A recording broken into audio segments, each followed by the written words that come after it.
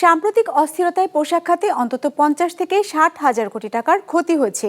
মূলত আওয়ামী লীগ সরকার পতনের আগের অর্থনৈতিক স্থবিরতা ও পতনের পর শ্রমিক অসন্তোষের জেরে সৃষ্ট অচল অবস্থায় এমন ক্ষতি হয়েছে বলে দাবি এ খাতের উদ্যোক্তাদের, যারা বলছেন দ্রুত সময়ের মধ্যে কারখানার কার্যক্রম পুরোদমে চালু করা না গেলে ক্ষতির পরিমাণ আরও বাড়বে। রায়হান শুভনের রিপোর্ট। ২৫০টিরও বেশি ডিজাইন অপশন নিয়ে ওয়ালটন স্মার্ট ফ্রিজ, বোঝে আপনার প্রয়োজন। হাসিনা সরকার পতনের সময় অচল ছিল দেশের অর্থনৈতিক কার্যকলাপ। সে সময় তৈরি পোশাক খাতের ক্রয়াদেশ বাতিল সহ মোট ২০ থেকে ২৫ হাজার কোটি টাকার ক্ষতি হয়েছে বলে দাবি ব্যবসায়ীদের।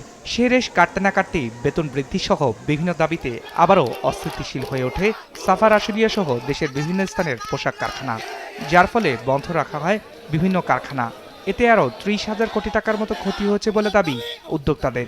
অর্থাৎ হাসিনা সরকারের পতনের আগে ও পরে মিলিয়ে অন্তত ৫০ থেকে ৬০ হাজার কোটি টাকা ক্ষতি হয়েছে বলে দাবি ব্যবসায়ীদের। ওই সময় উৎপাদন ব্যাহত হওয়ার কারণে মানে বেতনের ওখানে একটা বিশাল পরিমাণের অঙ্ক আমাদের সেখানে যাবে। সেখানেও যদি আমরা ১.৫ থেকে ২ বিলিয়ন ডলার ধরি, আবার ওই সময়ের রপ্তানি করতে না পারা যে এয়ার শিপমেন্ট আমাদের দিতে হয়েছে বা ডিসকাউন্ট খেতে হয়েছে, সেখানেও যদি আমরা ১ বিলিয়ন ডলারের মতো একটা হিসাব ধরি, তো সব কিছু মিলে প্রায় আমাদের ৫ থেকে ৬ বিলিয়ন ডলারের একটা ইয়ের মধ্যে কিন্তু আমরা গেরাগলে কিন্তু পড়ে গেছি। নির্ধারিত সময়ে বেতন ভাতা পরিশোধ, হাজিরা বোনাস, বৈশাখের ছুটিসহ শ্রমিকদের অন্যান্য ন্যায্য যে কোনো দাবি মেনে নেওয়ার আশ্বাস দিয়েছেন ব্যবসায়ীরা। তবে মাঠে নয়, বরং কারখানাতেই শ্রমিকদের এসব বিষয়ের ফয়সালা হবে বলে জানিয়েছেন তারা। শ্রমিকদের ন্যায্য কোনো যদি দাবি থাকে, ডেফিনেটলি আমরা বিজিএমই অতীতের শ্রমিক নেতৃবৃন্দ এবং সরকারকে নিয়ে আমরা আলোচনার মাধ্যমে সমাধান করব। এর মধ্যে কোনো ব্যত্যয় ঘটবে না, বাট সেটা রাজপথে নয়, সেটা ফ্যাক্টরির ভিতরে। উদ্যোক্তাদের দাবি রাজনৈতিক উদ্দেশ্য হাসিলের জন্য দেশের একটি মহল এই আন্দোলনে মদদ দিচ্ছে। ইতোমধ্যে কয়েকজনকে চিহ্নিত করে আইনের আওতায় আনা হয়েছে। এছাড়াও এই আন্দোলনের পেছনে প্রতিযোগী দেশগুলোর হাত থাকতে পারে বলে আশঙ্কা ব্যবসায়ীদের। এখন তো এটা দাবির সময় না। একটা সরকার মাত্র এত বড় একটা ১৫ বছরের একটা সরকারকে বিদায় করে নতুন একটা সরকার দায়িত্ব নিয়েছে।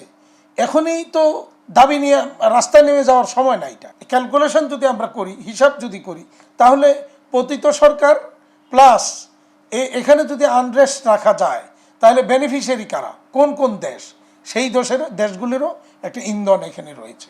উদ্যোক্তাদের পরিষ্কার বার্তা, এখনও কোনো কারখানার শ্রমিকরা যদি কাজে যোগ না দিয়ে অযৌক্তিকভাবে ধর্মঘট করে, তাহলে ১৩ এক ধারা অনুযায়ী বন্ধ রাখা হবে কারখানা। এতে করে যতদিন কারখানা বন্ধ থাকবে ততদিন মজুরি পাবেন না শ্রমিকরা। আমরা কালকে স্পষ্ট ঘোষণা দিয়েছি, এরপরেও যদি কোনো ফ্যাক্টরিতে কেউ অরাজকতার সৃষ্টির চেষ্টা করে, তাহলে সেই ফ্যাক্টরি ১৩ এক ধারায় অনির্দিষ্টকালের জন্য বন্ধ করে দেওয়া হবে। No work no pay.